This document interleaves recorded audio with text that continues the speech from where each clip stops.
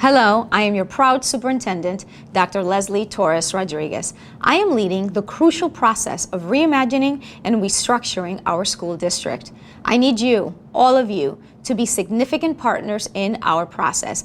We are doing this imperative work to deliver on our commitment to ensure improved student outcomes and equitable access to resources for each and every one of our beautiful and capable students. When we have completed this process together, we will hold in our hands a stronger, more equitable school district designed to serve all students well, a plan built by the entire community that will benefit the entire community. We at Hartford Public Schools are coordinating the process, but you, the community, families, students, teachers, and all of our stakeholders are the voices and the minds that must inform this work. By sharing your thoughts, you will help to co-create our district model. Our work together, which takes place over the coming months in community meetings with families, partners, and schools, will culminate in the presentation of recommendations for district models for excellence, different ways in which the district can be reimagined while ensuring the health and viability of our neighborhoods, and continuing to provide access to opportunities and services for our families and students. For news about meetings and ongoing updates on our process, please visit our district website at www.hartfordschools.org.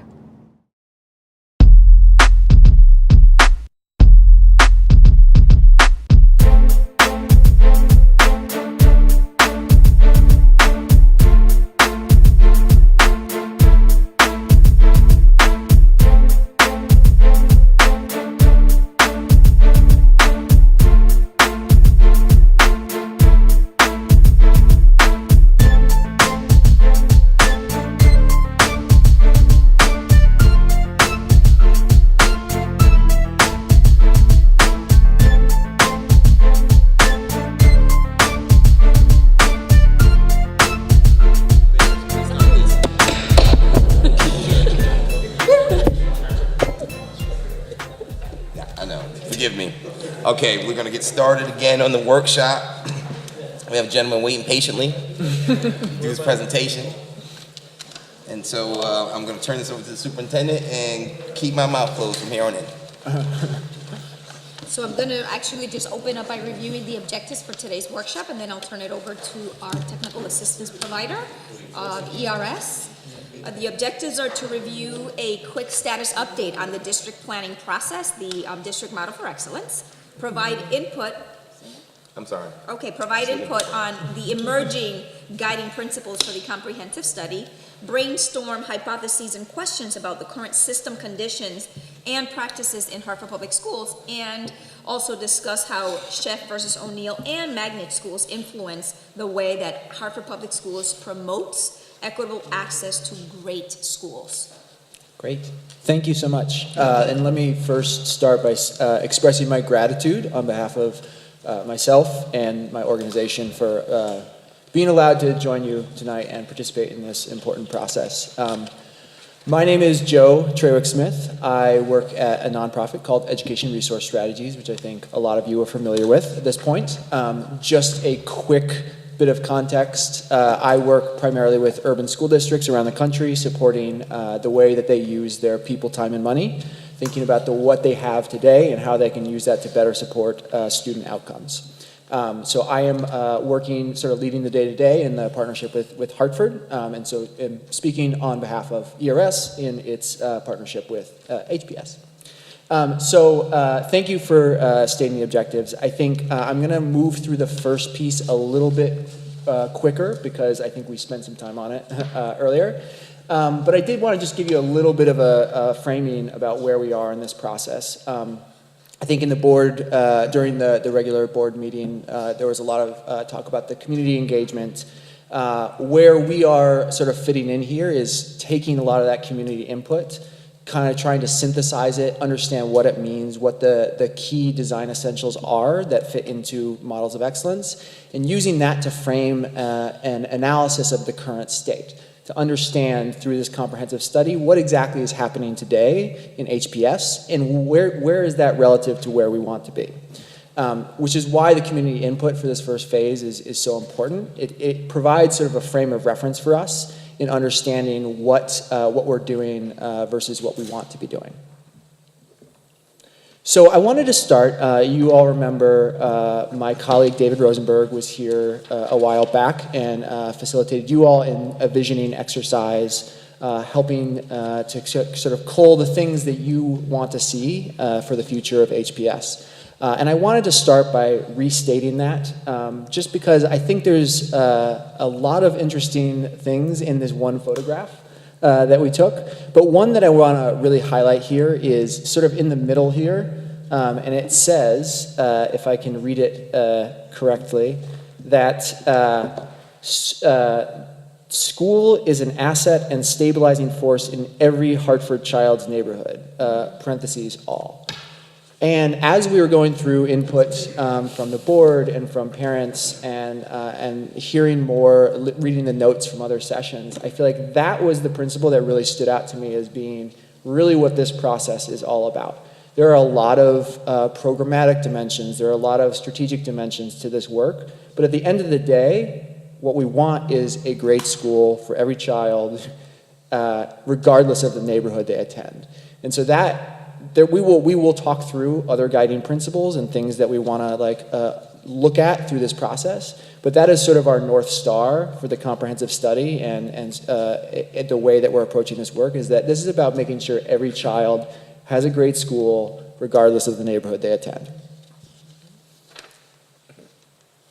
I won't go into too much detail on this. I think you all have probably seen similar versions of this. This is just to say that the HPS is continuing to gather input from the community, continuing to engage folks about what they want to see for the future of HPS. And this is an ongoing process. This doesn't end through the comprehensive study. This is going to continue on through feedback about the models of excellence and even into the rollout and implementation phase. That community voice is going to be really important to understand whether we are headed towards the right end state. Whew. Okay. So one of the reasons I wanted to join you all today is because as we've been gathering input from the community, as we've been looking at the notes and understanding what is happening in these community engagement sessions, we began to synthesize a set of guiding principles.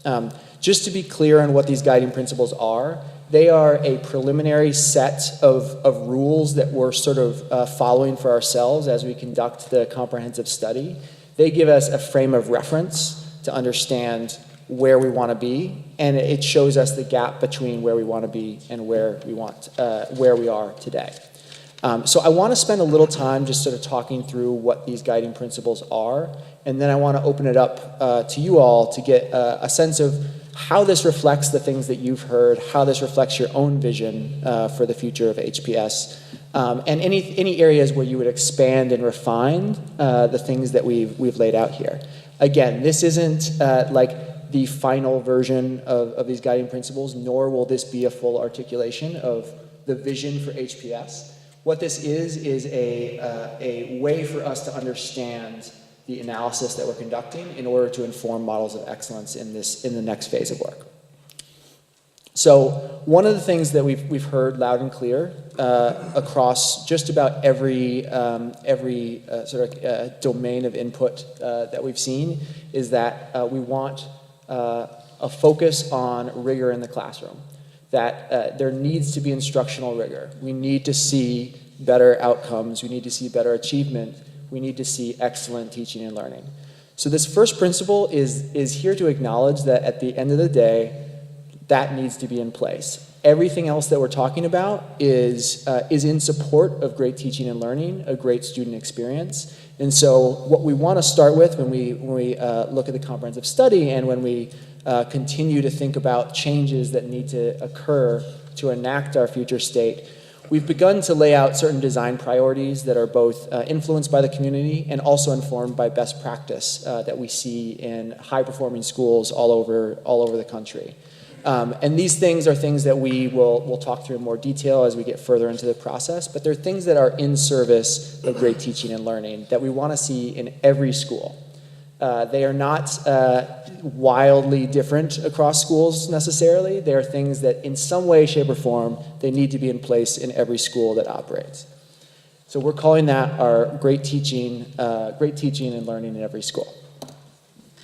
The second piece we heard, which is really unique in Hartford, having worked with districts around the country, it's very interesting to see the role of community and partnerships in Hartford and to see how it is authentically integrated both into governance and also into school-based partnerships for learning.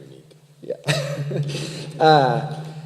And so we heard that also in the community input that we've been receiving, that partnerships are important, parent engagement is important, parent communication is important, but that this is all in service of learning.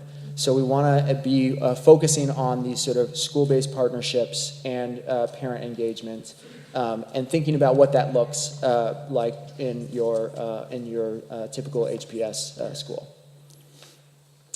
This third piece, a few things emerged when we thought about neighborhood and the sort of composition of the city and the geography of the city. One is that, again, we want proximity. Like neighborhood shouldn't dictate the quality of your education. That regardless of where you live, there should be access to a high-quality school. There are a few factors that we're going to be exploring here.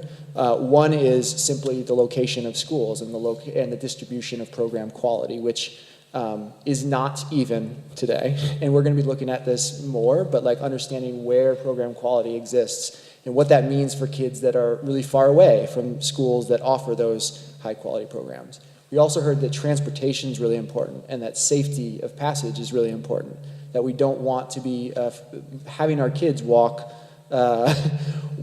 across busy roads, and we need to honor our commitment to get kids from their homes to a high quality school.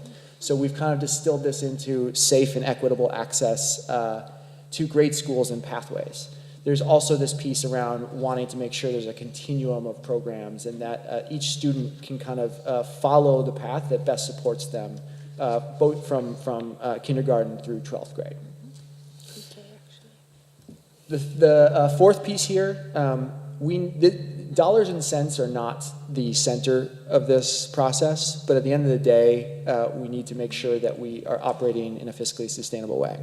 And this means making sure that, one, that we're balancing the budget every year, but also that we're examining places where resources exist today to understand, to make sure that they are being invested in the highest impact way possible. So this is looking at the total spend on that the district, the total investment the district makes each year, and making sure that we are not shifting resources into things that don't actually have an impact on student outcomes, and making sure that schools are able to operate and provide the robust programming that we want to see for kids. Finally, and this is a little bit more about the transition itself, as we implement models of excellence, as we reconfigure the school district, wanting to make sure that students are at the center of that process. There is research that shows that simply moving a student is not going to improve their educational outcomes. It may have a negative effect on their outcomes. And so the only way for this process, for the process of moving a student or changing the composition of schools to be a positive, would be for those seats to be higher quality than the seats the student is experiencing today. And so we want to be making sure that that quality is at the center, students are at the center, minimizing disruption is a consideration as we think about the different models of excellence and what might work in the HPS context. So I know I've been talking for a little while here. I'd love to pause here and turn it over to you all.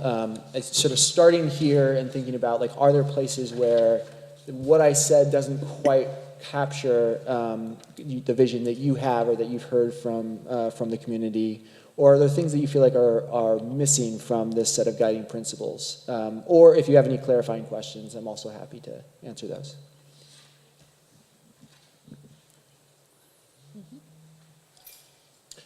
Oh, I'm sorry. This is not like board meetings where you have to go through the chair, so we can just, this is a workshop. Just jump in. How liberating. I think this is, I mean, I do actually really like the way that this is in these 5 categories. I think they're pretty, I don't want to say comprehensive. I mean, I definitely think we need to discuss it, but I Great. do like the 3 categories a lot. Good. Thank you. The one thing you didn't mention was the portfolio portion of it. You have the charters, you have the magnets, you have the neighborhoods. Mm-hmm. So we need to figure out, I mean, we can keep portfolio district and sort of consolidate it, or is it even worthwhile having a conversation about doing something different? Yeah. I don't know how to even start that. Yeah, so I mean, the ways that we might think about that would be the composition of like governance types. So you mentioned charters. In charters and in district schools operate sort of in different ways. There's also like programmatic diversity. So thinking about are we a district that operates lots of different specialized programs, or are we a district that offers more similar common academic experience? Is that sort of Kind of, yes. Got it. Yes. That's really helpful. And do you have a perspective on that? No. Believe it or not, most people would think I do, but I just want to have quality schools, period. It Yeah. doesn't make a difference. Just Great. want to make sure that every child has access to it. And, Yeah. I don't like the lottery, but that has nothing to do with school. You know? Has nothing to do with the school. So Yeah. I just think if we had better options in robust, rigorous academic programming, and then to your point, I'm sorry, the cohort effective drive to drive student success. That for me is a leadership issue, and that's more of a board community kind of engagement to parents. So the stuff that I'm really thinking about is more of a board community kind of a thing. Yeah. And I'm happy that we're planning, the district is planning so that we can really get into this, because this is just, Yeah. Great. Yeah. Thank you. Other thoughts? I have a couple questions, I'm sorry. Yeah, of course. Okay, thank you. So I guess I want a little bit of clarity for these guiding principles. Is it through the actual design process, or is it for the final product? Because, you know, you mentioned student-centered rollout, and you talked about the process, and expanded family and community partnerships. I wish Yeah. they were more maybe expansive. I don't know. Oh, But interesting, just yeah. could you speak to that a little bit? Yeah. So I think there's a little bit. So I think the first 4 are ones that we're intending to be like, this is what we think the community is saying they want HPS to look like in 3, 4, 5 years. Okay. I think the last one is unique in that we wanted to talk about the change from current state to the future state, because a lot of people have mentioned that. Like, we want to make sure as we're going through this process that we're not being excessively disruptive, or that we don't have unintended consequences by moving students, or by, for instance, not preserving school identity. That we're actually going to shift school identity, and that's going to have a negative effect on culture. Yep. So it's a little bit different than the first 4, and we're sort of thinking about how to deal with that in the comprehensive study and as we continue on this process. Does that answer your question? It does answer it, so I feel like, so we have a little bit of a mix with the last one being Yeah. a different one.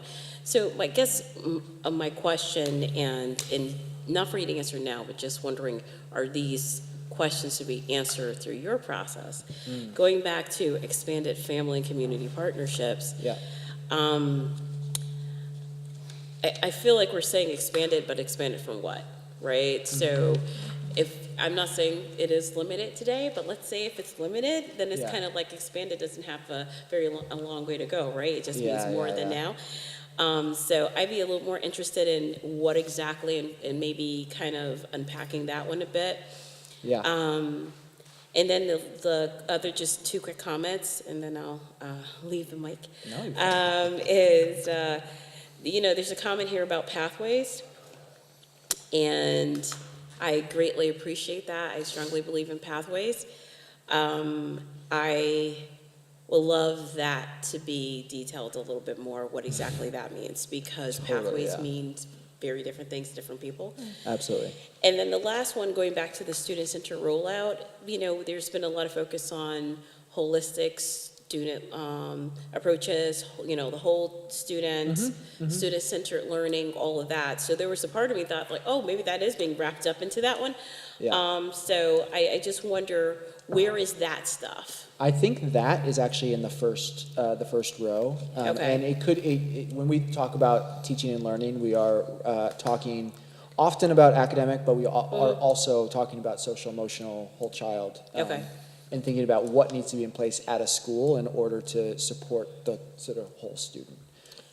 It also feeds into the partnerships piece a bit, I think, too, because there are things that are just not going to be the primary role of a school. It might be the role of other community providers, and thinking about the role of a school in facilitating those other services for kids.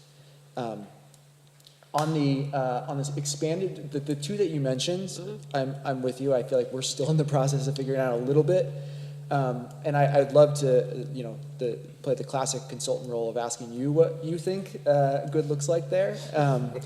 In particular, the partnerships, because there's a few different reasons why you might want to expand partnerships. One is because the community offers sort of unique specialization that you can't provide. You just don't necessarily have the staff and resources in a school to do that. Another reason could be that, frankly, for cost purposes, like it actually might be cheaper to contract something out versus to have in-house staff. So there's a variety of reasons why. The thing I was reading, or how I was reading this, was that it's about making sure that we're leveraging the community's unique strengths and specialties to sort of help support kids both within the school and outside the school. But I'd love to get people's take on that one in particular. On what? On the partnerships, family and community partnerships. Yeah. Question about the first panel. Could you expand on that? Great teachers with opportunities to collaborate and grow. Yeah, for sure. Now, continue. Thank you. There are a few things that we're talking about here. One is we want to make sure that teachers have time in the school day to actually review, prep, plan for their classes. Another one is we want to make sure that teachers have opportunities to collaborate with other teachers that teach similar content.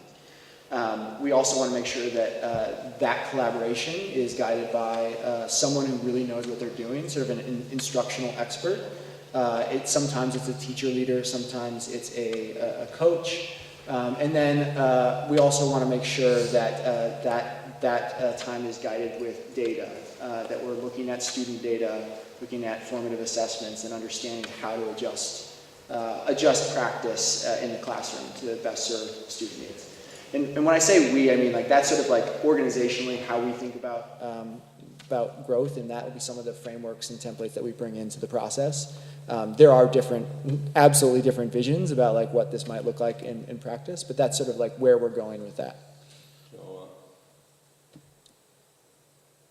this is reminiscent of 60s team teaching. Didn't work then. One of the questions I have is that, are you going to match a great teacher with one who's not so good? Or you got two great teachers? I don't understand that. Yeah. How do you So identify a great teacher? yeah, how do you? There's a lot in there. I think one thing on teacher teaming is for sure. You go into most. I'll probably get in trouble for this. You go into most schools in most public schools in the United States, and you'll see examples of team teaching going really poorly. And I think there's a lot of specific conditions and factors that need to be in place for that to work. A lot of the research that we draw on around teacher teaming comes internationally, looking at Japan, looking at Finland, and also looking at some high-performing examples of schools throughout the country to understand what are they doing that's really effective. And we consistently see lots of time outside of the classroom, it's really hard to draw the causal link and say, well, this is definitely the thing that's driving it. And it's more about the coherent strategy and how that all fits together as part of the design. Can I just add to that real quick? Of course. Colleges and universities have been team teaching and co-teaching, whatever you want to call it, for decades now. I mean, I'm literally in the middle at the University of New Haven right now, co-teaching a class with 7 other professors, right? With 170 students, we break them up into 2 big groups. On Tuesdays, we meet in whole group, which is 80 students, lecture style. Thursdays, we meet small group, and we break them up into small groups, and I have my own 20 students. And the model itself has worked out beautifully for first-year students, right? So these are students who are transitioning from high school to college, and one of their first classes is teaching them, number one, how to work well with others, because if we're to succeed in this country or just in this world, period, you're going to have to learn how to work with others, even if we don't like other people, right? It's just basic common sense. So I will, even though for me as somebody who's never taught before, really, I'm uncomfortable in that situation, but it's working for the students. And if it's working for the students, I think the teacher will put himself or herself in a slightly uncomfortable situation sometimes. Yeah. So I'll preach for it if I need to. I do want to note here, because I have a tendency sometimes to editorialize without realizing it. We don't know exactly what this is going to look like. I think this is early on. These are some practices that we've seen work, but there's an entire conversation that needs to happen, like about what does professional learning actually look like in Hartford schools? What are we able to do with the current schedule? What are we able to do with the current contract? These are all like factors that we need to be considering. But when we talk about like sort of what we mean by this, these are examples. Any other thoughts on? Yeah, so I actually have 3 really quick comments, not related to anything that we just talked about. And I'll go quickly so that... No. I'll go quickly. So the first one is what the policy committee is doing on wellness right now. I think, although I can see a little bit in here, especially when it comes to the 4th bullet point, the whole student approach. Yeah. I think if we can incorporate a little bit more wellness into this, I think that would be good. Whether it comes to the food that we're eating in the cafeteria, whether it doesn't matter, right? But I think incorporate a little bit more wellness would be good. Great. Second point is I think we need to do a better job as a school system, and I don't know that this would be breaking ground or anything, but it would be really awesome if we could teach our students how to survive financially, how to do their taxes, how to... Yeah. I'm 26 years old. I'm about to buy a house. I've never done it before, and nobody ever taught me. Yeah. So I'm learning on the go. But if somebody taught me a little bit of how to deal with my finances, this is how you do this is how you do that, this is how you balance a checkbook, could have been life-changing, right? It could have, even if I would not have graduated from, if I would not have gone to college, I would have had the basic skills to go forward to survive, right? And I use survive in a general sense. So basic life skills. I really do think that, I don't know if we as a policy committee have to consider, but we as a board, I think we have to consider allowing for a little bit more leniency in the classroom, right? Because I had one high school teacher who took a little bit of time in his history class to teach us how to balance a checkbook, but that was a couple classes in a semester, right? And he probably would have gotten in trouble if the principal found out he was doing that. But he taught me how to do it, right? So I think we need to, just life skills. I think we need to incorporate a little bit more of that civic engagement, right? Why voting matters. Yeah. The city of Hartford, I think, we're running, for those of us running in the election, we're probably anticipating like 7% turnout for the city of Hartford, maybe less than that, right? That sounds disgusting, doesn't it, right? Yeah. So that. Third comment, last one, also very important to me. I've spoken to the superintendent about this. If we don't incorporate sports into our main plan going forward, It won't happen. we won't be able to attract our students back, right? Because that's part of the other goal, right? We're not only trying to consolidate our schools and make them run more efficient and teach and learn, focused on teaching and learning. But if we can't, if we're also supposed to be attracting our students to come back that left, if we don't bring sports and we don't actually up our programs and offer more and point blank do something, and if we don't incorporate it into our strategy going forward, I don't see a lot of good change coming. So sports needs to be at the, we heard it in our student report from the student senate, right? If we don't begin thinking of sports as an avenue, you want kids to do good academically, give them a reason to. If they don't get there, if they're not in class, if they're not attending class, if they're not maintaining a GPA or maintaining good behavior, they don't get to practice, they don't get to play, right? Sports are very important. I know the reason I went to class is because my high school football coach, all 350 pounds of him, would have, not only would he have not let me play, he would have pulled my face mask really hard one time, and but I loved it because he held me accountable. And that was not in Hartford, so don't worry about it. But seriously, sports. Great. That's really I'm helpful. glad that he said that, because that was the one thing I wanted to add. Was I didn't see it anywhere in here, and it's very obviously teaching and learning, Yeah. whole 100%. student focused. I mean, it does speak to the sort of whole student thing, but like sports and enrichment. Yeah, enrichment is a big piece of this. Yeah, Yeah. great. Any other- I think programming in general is something that we need to give more thought to. We are a portfolio district, and I think we have gone overboard with the offerings that we have. But if we're going to be creating new schools and consolidating schools, we really have to spend some serious time thinking about what it is we're going to offer. And a friend of Mike Rosemont spoke earlier about all these jobs that are out there that our people graduate and they're not prepared to do anything. And I think we need to find ways as one set to make sure that people are ready for life when they graduate. And part of that programming, I agree on the sports. I think another thing that's extraordinarily important is music. It certainly has been, I think it's been proven over and over that music does something to people's brains. When people have dementia, the last thing they lose is the music. And I think we need to find ways to put that into our programs and make sure we don't lose it and have it at every school. So that the programming to me is of extreme importance, and I haven't heard enough talk about that. About now where we're going, what direction, as far as offerings, portfolio. Yeah. Great. So let me just add a philosophical component to it. I agree with everything that was said 100%. And I'm going to get back to wellness. In Cape Cod, there's a school, there's a high epidemic of the opium epidemic in Cape Cod. So there are a lot of children who have parents that are a victim of that.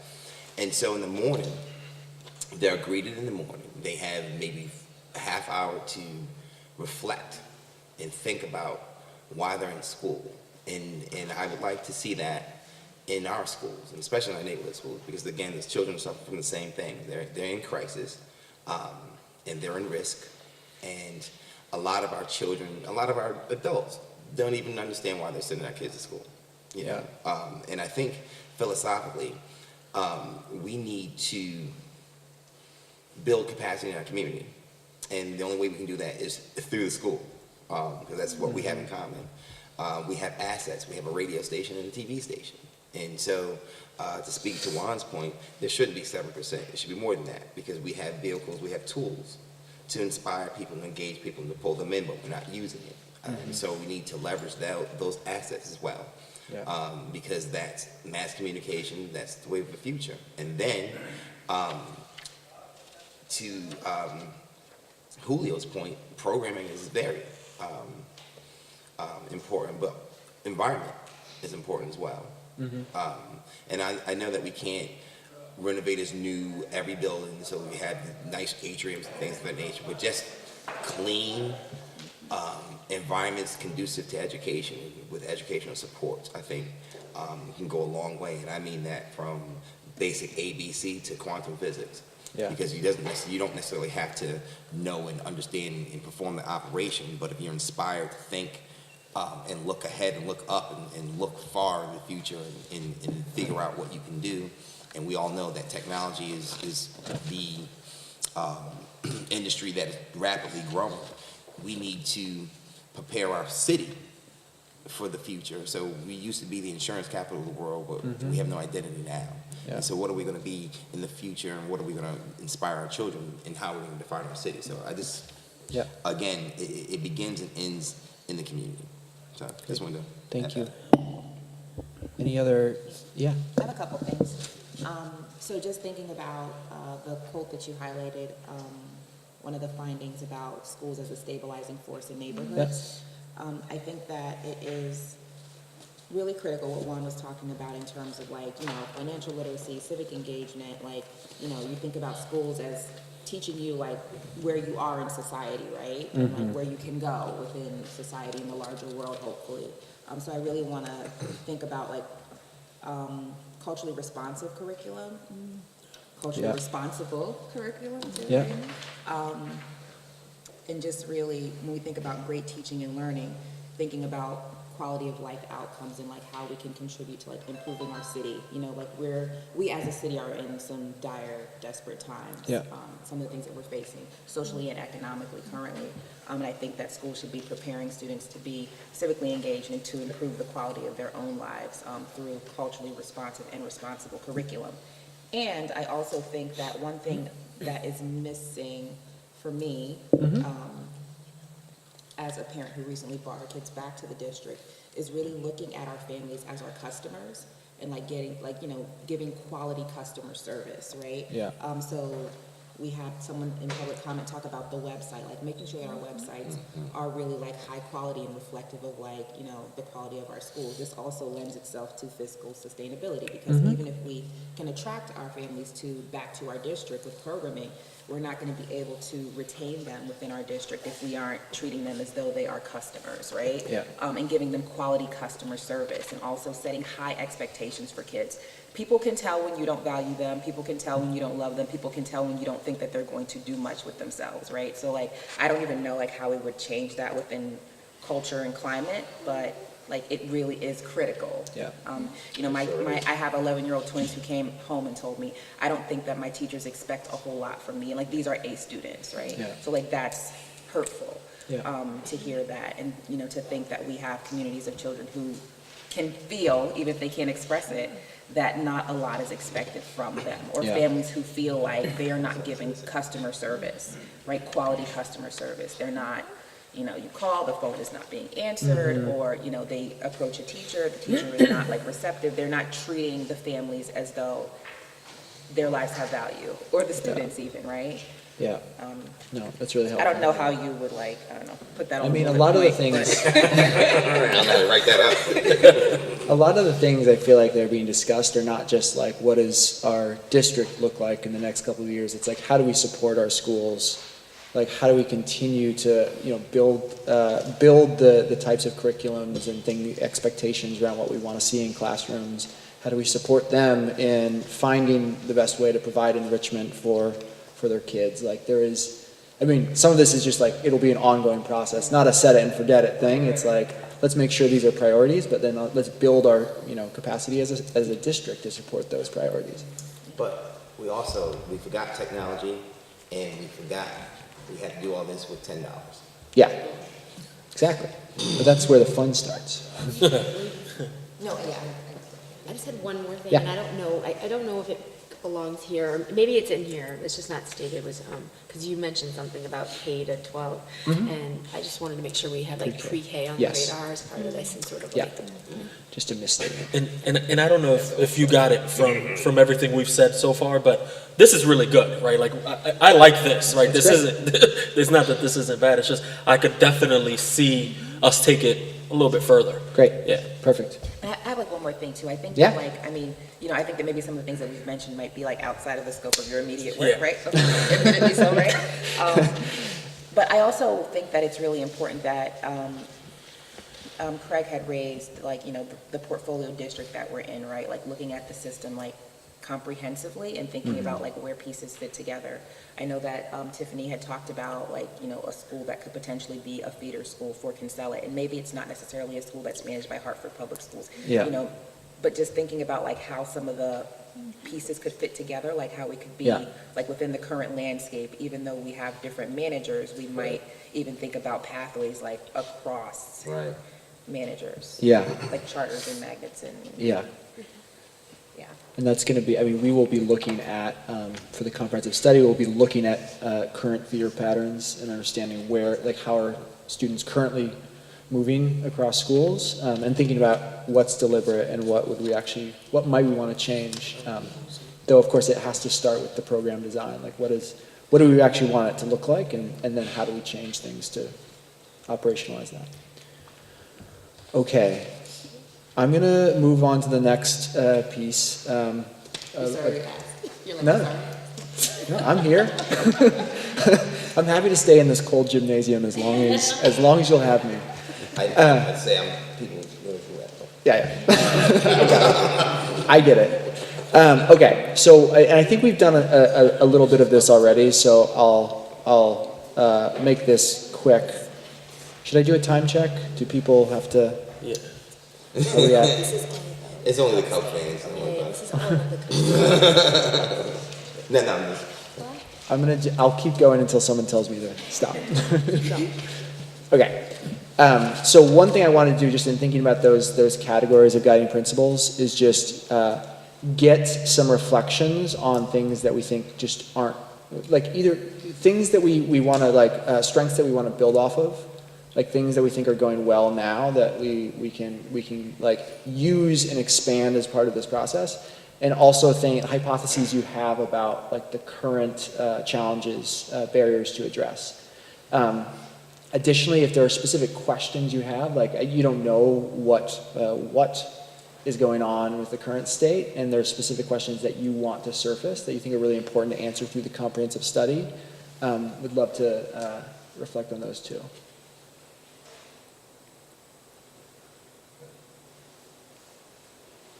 Should we reflect on that, like, and then also get back to? What's that? Yes, and the other thing I'll say is like, I mean, I know, I'm sure we were all asked this through, in our committees, this last bullet point too, to reflect Yeah, on that. I mean, great. I sent something directly to Yeah, Christina, and so if. We turned those in, all right? so I'm happy to table this if you feel like. Yeah, I think we just want to make sure everybody is really, even if not in this conversation, like, Yeah. sending this in. Great. So should we move on? Okay, great. But, so just to clarify, we will, if there are any additional questions, Yes, get them to you, just so that you can have an additional analytical lens. absolutely. And I know I know we've received your questions, and if there are others, I think they'll probably be feeding their way to us, but also we're happy to receive those directly. Yes. Every committee. Did you send, We handed it in. to Christina? Yes. Did I hand mine in? I don't know. I'll check mine, but we already covered it, so Okay. you already know. But I'll check. Christina, I'll check you were mine. the person to, okay, great. So send your thoughts to Christina. Great, okay. So the last part of the agenda is talking about Sheff versus O'Neill, and thinking about the way that the current context of Sheff versus O'Neill influences the way that HPS promotes equitable access to great schools. So we will not spend 20 to 30 minutes, but I do want to spend a little bit of time doing a couple of things. One is just talking a little bit about how we're planning to describe Sheff versus O'Neill and magnet schools through the comprehensive study. And then also think about like what are some big strategic implications for how we actually approach the district planning process. What does it mean that we have magnet schools? Like how do we approach district reconfiguration differently because of that? To the extent that we know now, and we may not. There may be more questions than answers, but we want to spend a little time just thinking about that. So I'm going to spend just 1 minute sort of describing how we describe Sheff versus O'Neill and magnets. As we see it, there's basically there are some benefits to Sheff versus O'Neill and the magnet programs, and there are some unintended consequences. The benefits we describe here on the left, that Hartford has new state-of-the-art facilities which provide a welcoming learning environment for Hartford students and suburban students, that it has introduced specialized programs and themes that serve thousands of students that live in Hartford. It has, in certain instances, reduced racial isolation for students enrolled in magnet programs, and it has provided additional funding, state funding to the district. Unintended consequences include there's an increase in student isolation in some schools that might be left behind, where students are leaving, but they are still being served in those schools. It might lead to more pronounced student needs. We oftentimes see in districts with stronger charter schools that the kids that leave traditional schools for charter schools tend to be higher performing and lower poverty. We haven't tested that here yet, but that is one hypothesis. That it introduces disparities in funding and facilities quality. And we'll talk about some analysis in a second that suggests that magnet schools receive about 14% more funding when you control for student needs. That there's some barriers to access for students of color who are seeking admission to magnet schools, where the 25% has not been filled, and that there are striking sort of salient differences in program offerings, student proficiency, and funding levels. A couple of sort of data slides, and we'll be doing much more analysis around this, but this slide 9 shows dollars per weighted pupil by school. This is school budgeted spending. This is from 15-16, so it's not the most recent year of data, but it's the analysis that we did over the summer. And what it shows is the distribution of per pupil spending across elementary and middle schools, as well as secondary schools, so largely high schools. The bars in blue, those are your magnet programs, and the bars in green tend to be largely your traditional schools, your in-district choice schools. What you see is that all of these numbers have been adjusted based on like adding weights for different student needs. So if you're a student in poverty, we actually add more to your enrollment to sort of account for the additional needs necessary to serve you as a student. These are sort of research-based, it's research-based methodology around like what incremental costs it takes to serve different student need groups. And what this shows is that when you make those adjustments, that magnet schools tend to be among the higher funded schools in the district, which is largely the result of additional state funding that comes in for those schools. On slide 10, we also show how we show funding, but now we overlay poverty to just show that magnets tend to serve lower need students, but also receive higher levels of funding. So this is sort of the framing for this is largely around the way that magnet policies and funding influence the equity picture in Hartford, and which poses a challenge because we also know that the state funding is not available unless magnet schools are in operation. So this isn't a judgment, it is simply stating sort of factually what we see when we look at funding. Yes? I just have a question. What is on 9, what is SS median, ES median? Oh, sorry, that's the secondary school median for funding levels. That's what I so these are elementary, middle school? Yeah, and we do a little bit because of our work, we tend to like compare across districts. We'll do some standard coding, but yeah, largely high schools and K-8 and elementary middle. So the fact, I mean, because like a lot of our magnet schools are actually 6 to 12, so you just disaggregated those grades. This is by grade, or what how did you attribute those schools? They will probably be attributed to in the secondary if they go through 12th grade, yeah. But we will, and we can dig into it in a much more detailed way, but sort of like a high level view. So I want to get your thoughts here on this question, which is how does Sheff versus O'Neill influence the way HPS promotes equitable access to great schools? The specific questions we had, and we will feel free to sort of introduce your own thinking that diverges from these questions, but one, how can HPS help create a level playing field for all schools to attract talent and students? It's like, what are the things that we can do to sort of elevate the ability of neighborhood schools to sort of operate on a level playing field? What district policies can HPS refine or introduce to ensure our entire network of schools is able to adopt models of excellence, both magnet and traditional schools? And how can HPS foster stronger partnerships between magnet and non-magnet schools that enable sharing of best practices and resources? So I'm going to open it up to you all. I know that it's late. I have a question for clarification. And it may just be, I just need clarification. Where is it that it plays into this issue of choice, right? So that we have students who end up going through choice, going to a suburban school, and I thought we do pay tuition for those children.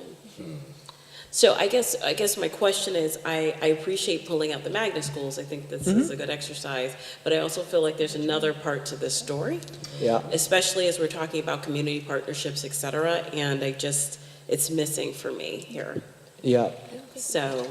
Are you saying the non-Hartford options? Is that what you're Correct. saying? Yeah. And how did that, I believe it fiscally impacts us. I mean, maybe I'm misstating or misunderstanding, but it's part of this larger picture for us. So like regional magnets, for example, not the Hartford magnets, but the regional magnets, and also the neighboring districts.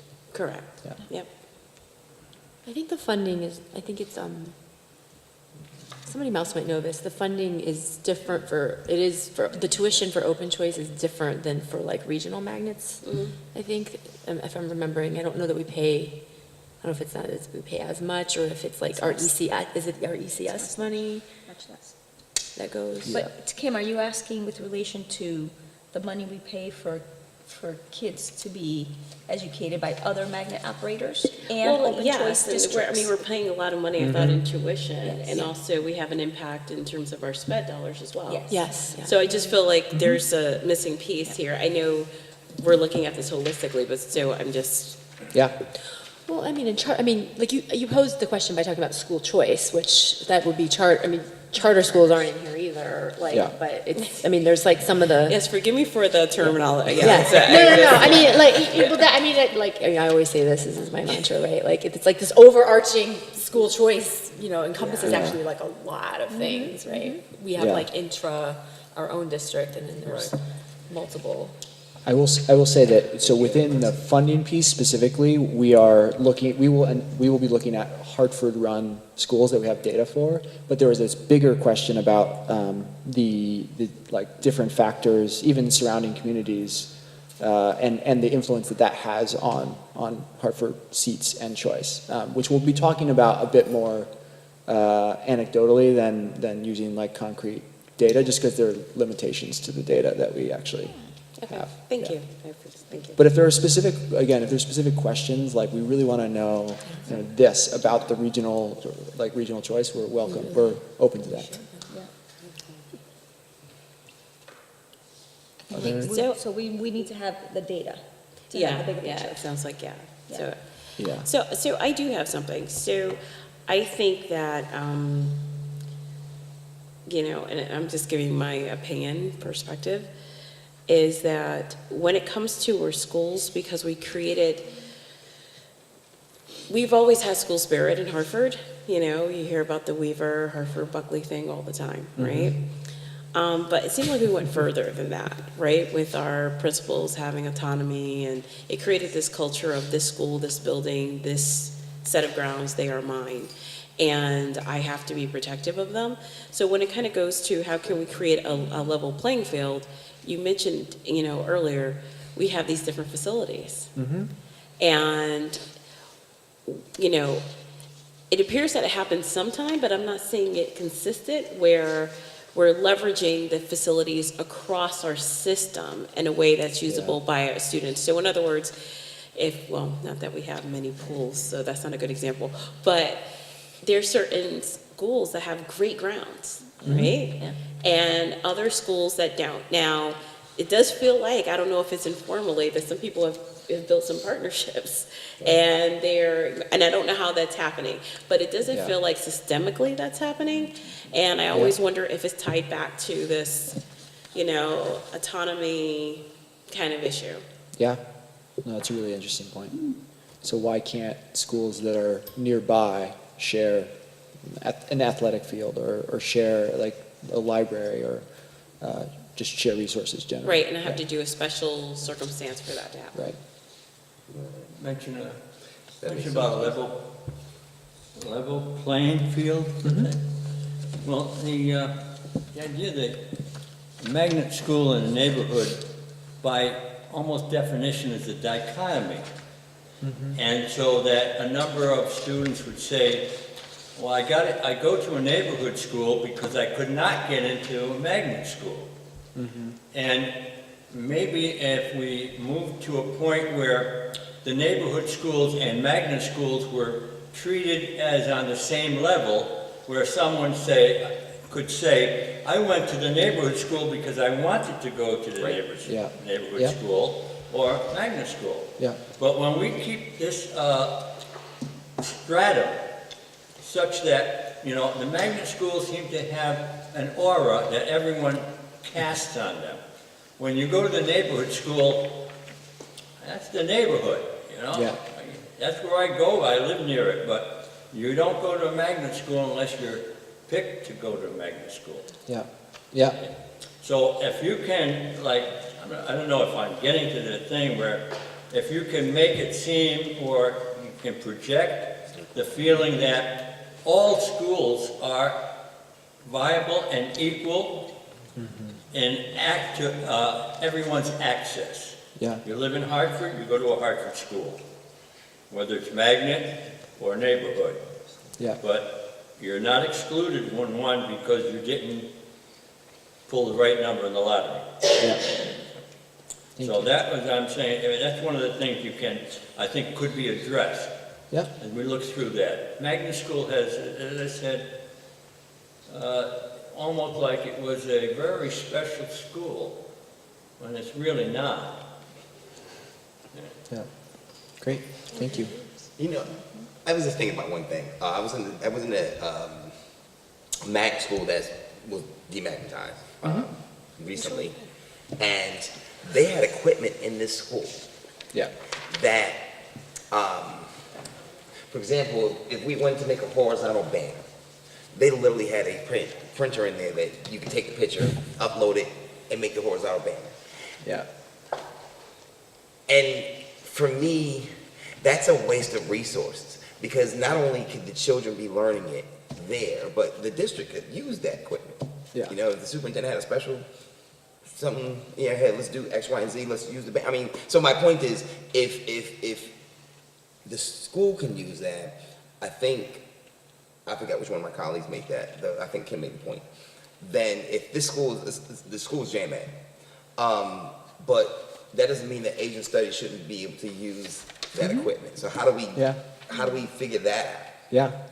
Yeah. I mean, That- in some cases, the biggest challenge is the coordination and figuring out how, if it's something that is needed on a regular basis, like how do you ensure that two schools that are sort of closely located can access that thing, or how do you, Right, or if one of our schools had a planetarium, how do the children do the field trips to that particular school? How do we integrate and sort of Yeah. expand our community? yeah, that's a really great question. I think going back to what Kim was saying, I think that would require a change in culture, because there is this possessiveness Yes, I around agree. certain resources that, no, this is mine and I can't share it. Yeah. And the other thing, and going to what Mike was saying about the level playing field, I don't see how we can ever achieve it when we start out by giving some schools more resources than others, financially. Yeah. Yeah. And that's a huge challenge. Yeah, and financially, and I think about some of the, why do people choose, right? What drives us? And I think, sometimes it is, okay, because you really do want a really specific pedagogy, you really want to do Montessori, or you really, but I think, a lot of times it seems it's because that school has free preschool when my kid is 3. Yeah. And this other school doesn't, or that school, you know, and then, by the way, once that's your school, like, you're, you know, people are very not likely to, you know, we have like things in here about like, you know, how do we get our kids back? I mean, I think there's a really, there's a reality check, I think, in thinking like, you know, I don't know, like maybe it is more like sociological data on like what drives people to make choices and to like, or make a different choice, or like market data or something, because I mean, I think it's really unlikely that people are going to midstream come back anywhere. I mean, I would love to think that. Trust me, like, I'd love for people to come back to our neighborhood school, but I never see anybody leave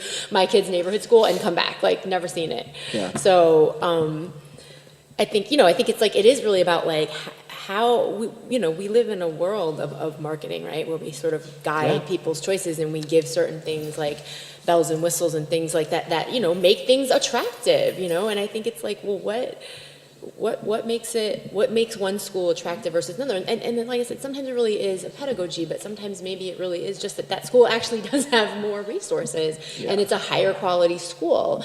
And is that why we want people to be, is that as a district, like what we want to say about why we're having people choose is because of quality? Or is it because, I mean, like quality is like a baseline, okay, you're going to make a different choice because, or quality is a baseline, pre-K entry points are uniform, and you know, and then okay, like if you're really interested in this pedagogy, or you really are, you know, looking for some kind of like alternative, you know, learning environment, or maybe it is just that this magnet school is across the street from me, so it's essentially my neighborhood school too. You know, this idea that magnet schools, they could also be neighborhood schools, right? Like if, you know, people thought of them that way. I mean, and some people probably do choose it for that reason. Like, it's literally the closest school to me, so. Yeah. I think as a district, like, I mean, I certainly would like us to see, I would like for, I don't think it's really a good look, I don't think it's really something to be proud of to say that, like, we have school choice that people are exercising so that they can get quality. Yeah.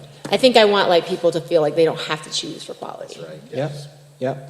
I mean, I think there are some things that we will look at. The thing you're describing is like something I've been looking for for years. Like, why do families choose certain schools? I think the reality is it's probably a variety of things. But one thing we can look at is looking at like when do we see families leave? For instance, like if families are leaving, like I did this work in Baltimore, where we were looking at like when kids kind of leave to go to the charter sector, and it was like fifth grade.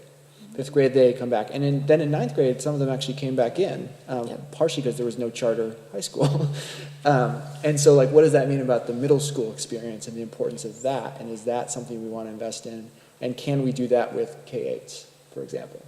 And so like these are all great questions. I think we can start answering some of them. I think there's probably also a process of data collection that the district could start to the extent that it doesn't already. I don't know, but like gathering more information on how families make choices and what it is that's important to them, which I know is a part of this process as well. But you know, like, is it that who are the families that just want the closest school versus who are the families that want, you know, like a planetarium, for example.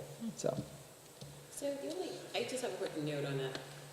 We've kind of created that though, right? And I think we need to acknowledge that. This was not the same decision-making 20 years ago, right? So I'm in a family where we actually didn't, I don't know if it was a magnet school, like I was tapped to go to one of those schools. And I told my mother I didn't want to go, right? So I went to my neighborhood high school. I had what was more, in my opinion at the time, I don't know why my mother was listening to me, well-rounded school. And guess what? It was successful for me. I realized that there were some flaws. I acknowledge, my experience wasn't everyone's. But where I'm going with this is, I don't remember us having to go, oh my gosh, we better get in the lottery because you're concerned that you're going down to the school down the street. I don't remember that being part of the conversation. So it's like we've created this now, and it's not this easy thing to now kind of try to untie that knot because it's rough. And we've become almost like this victim of circumstance. I don't know if, hopefully I'm being clear on what I'm saying here, but it's just, it just feels like going through this process of lottery myself, it's like I never was. I was Miss Rah Rah for our neighborhood schools. And for the first time, I had to go, oh my gosh, now I know too much information about what's happening to that school down the street. I can't allow so-and-so to go there because I'm really concerned. So I agree what Tiffany was saying about kind of, it's like behavioral economics, right, and all that, but we're not starting from this perfect marketplace initially. Like, that's the problem, right?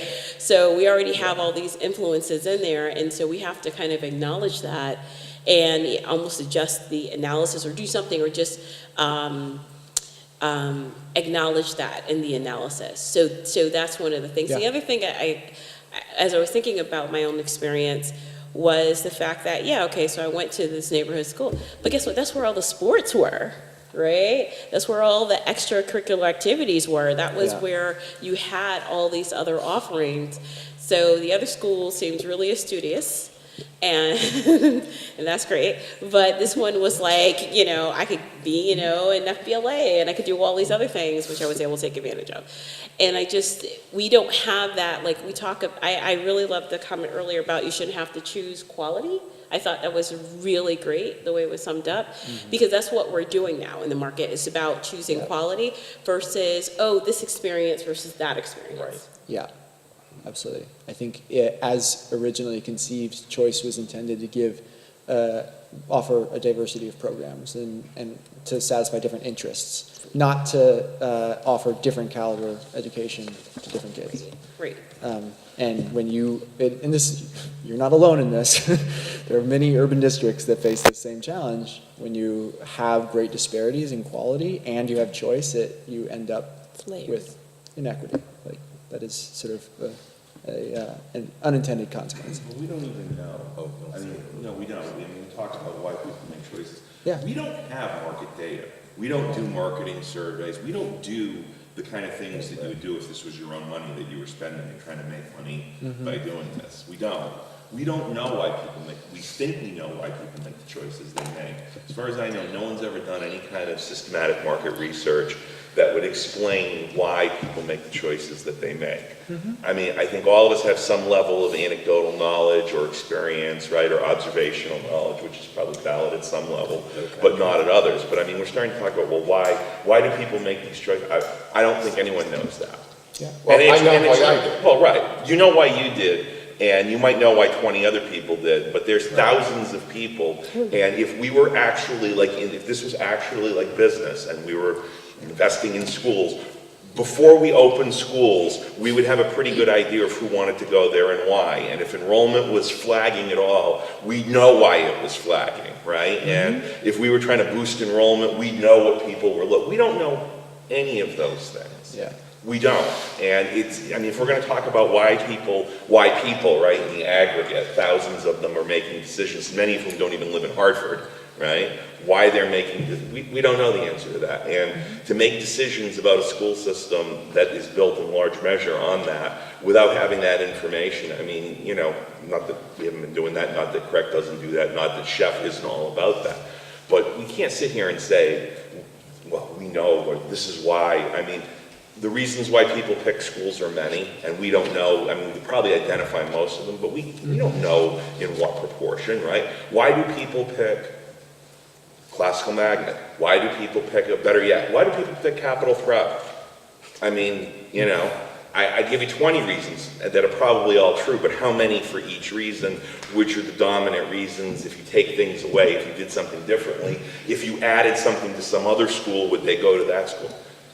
You know these things. If we were really in a market economy, right, you'd know the answers to this, because if you didn't, you'd be fired and you'd be replaced with somebody who did. Yeah. Okay. But we know that we have neglected our community schools to the point where people see them as a place where they have to get out of.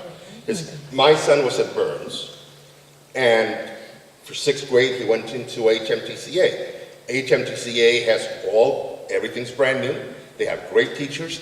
They have a band, they have an orchestra, they have choir, they have sports, they have a pool. Yeah. Burns has nothing. And I love Burns, I love the people there, I love the teachers there, but what kind of parent would I be if I purposely left him there till 8th grade? I had to get him out of there. And if it wasn't HMTCA, it'd be somewhere else.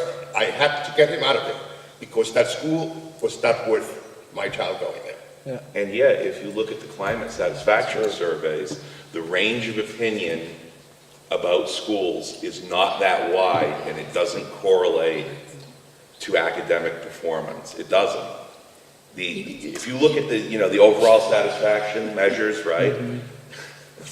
Yeah. It's not that wide a band between, the most satisfied parents and the least satisfied parents. And if you were to stack all these schools up and try to correlate, say, academic performance or quality of facilities to overall satisfaction, it doesn't really correlate.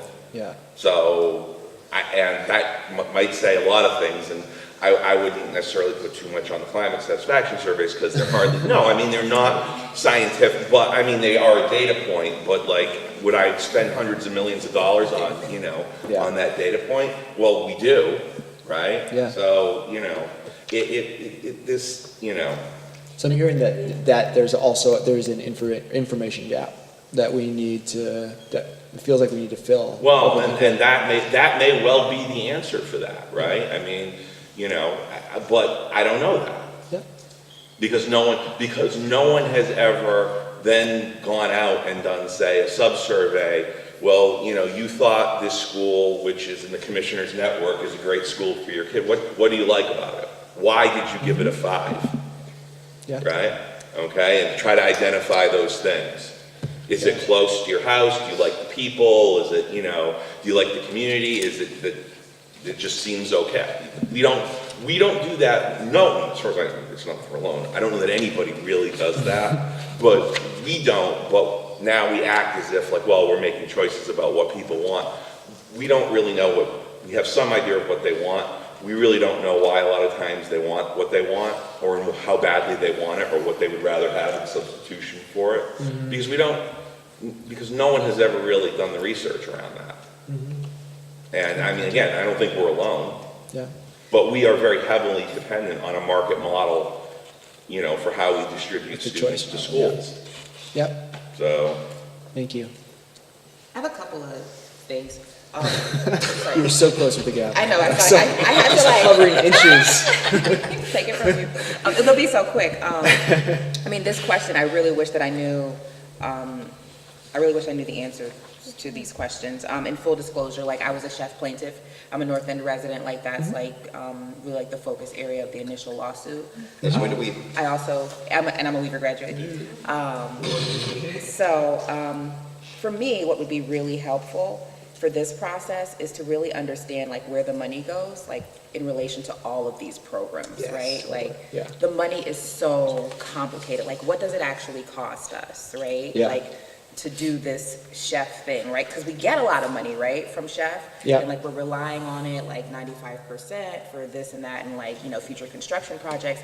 And also at the same time, it's costing us So money much. too, right? Yeah. And we have empty seats and all of these consequences that I can say that maybe after 30 years aren't so unintended, because there are other ways that we could have implemented this judgment. So I don't know if it's I don't know if I want to use that word, unintended consequences. They are consequences though, right? Yes. But I would really like to better understand the money.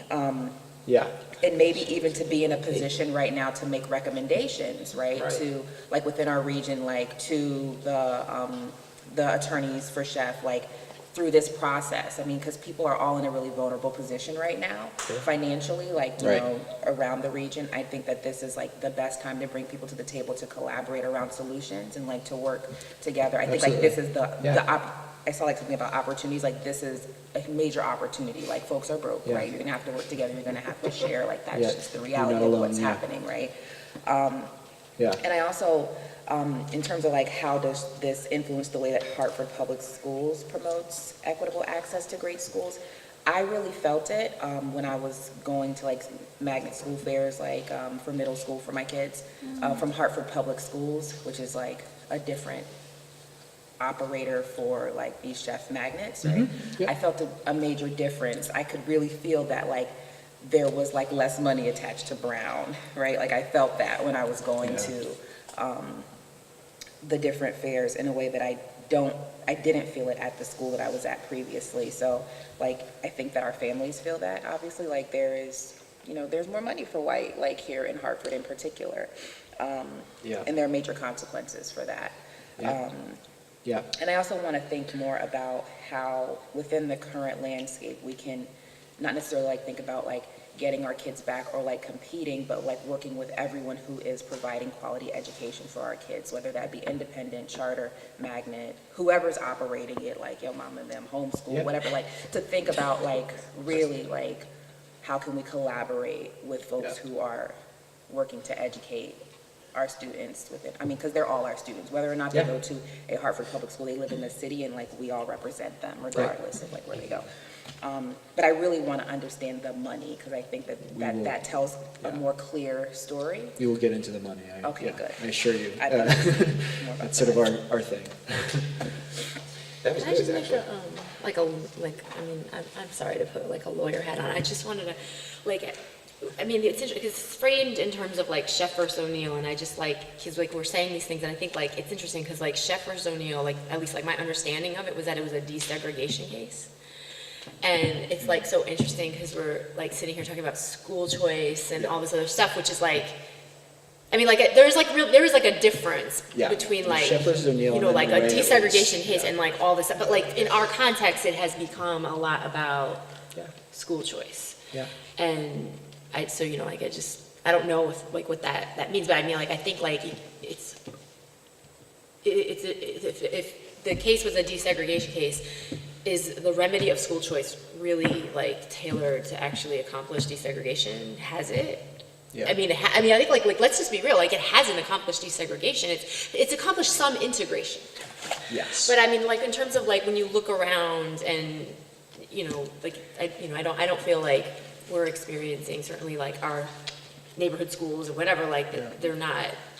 If anything, they might be maybe more segregated because of these like ancillary things that happen as a result of school choice. So Yeah. I just like want to like keep that perspective when we talk about it. And we'll in the study we'll go into a little bit more depth. I think it's a really great point. There's a distinction between Sheff versus O'Neill and then the way that we by we I mean like the state. Everybody has and the agreed. district, It's agreed stipulations. all That's what levels, it is. Yeah. like how it was rolled out. And again, we have no we're not making a judgment in this study about whether this is the right policy or the wrong policy. We are simply trying to state sort of like what is. But I think it's an important distinction to make either way, because it is not the same to say magnet schools and Sheff versus O'Neill are not the same thing. And it's an important conceptual difference. I just want to reiterate, like, I really would love to see, like, what has come in since 1996 financially, like, because of this lawsuit, and, like, what has gone out since 1996. Like, I would love to know, like, I think that's important. I think it's an important, I like talking about data points tonight. It's an important data point for community members, especially when you're thinking about like our current political climate. Like, what are you gearing up to make an ask for, right? Like, so like, what have you gotten so far? And like, what can you ask for going forward? Yeah. I think that's really important that we see that. And I don't think that anyone has really like done that. And I've been looking at Yeah. Sheff stuff for years. I can't figure out the money. We will Good. talk about it. Yeah, great. Anything else? I don't think so. Yeah, no, we're just gonna end the workshop. Did you have anything? Thank you.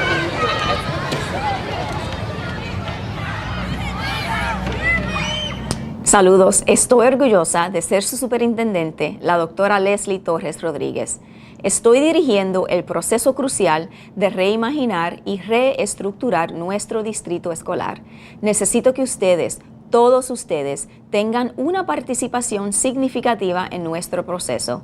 Estamos haciendo esta labor crucial para cumplir nuestro compromiso, garantizar mejores resultados para los estudiantes y un acceso equitativo a los recursos para todos y cada uno de nuestros estudiantes hermosos y competentes.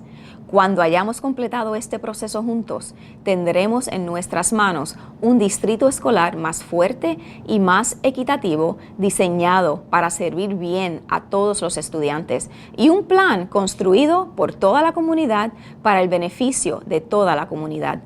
Nosotros en las escuelas públicas de Hartford estamos coordinando este proceso, pero ustedes, la comunidad, las familias, los estudiantes, los maestros y todos nuestros socios son las voces y las mentes que orientan este trabajo. Al compartir sus opiniones, ustedes ayudarán a crear nuestro modelo del distrito. Nuestro trabajo en conjunto, que se llevará a cabo durante los próximos meses en reuniones comunitarias con familias, socios y escuelas, culminará con la presentación de recomendaciones para modelos de excelencia del distrito. Estos modelos demostrarán diferentes maneras en que el distrito puede ser reimaginado, tomando en consideración la condición y viabilidad de nuestros vecindarios y garantizando el acceso continuo de oportunidades y servicios a nuestras familias y estudiantes. Para obtener más noticias sobre este proceso, visite nuestra página del web del distrito en el www.hartfordschools.org.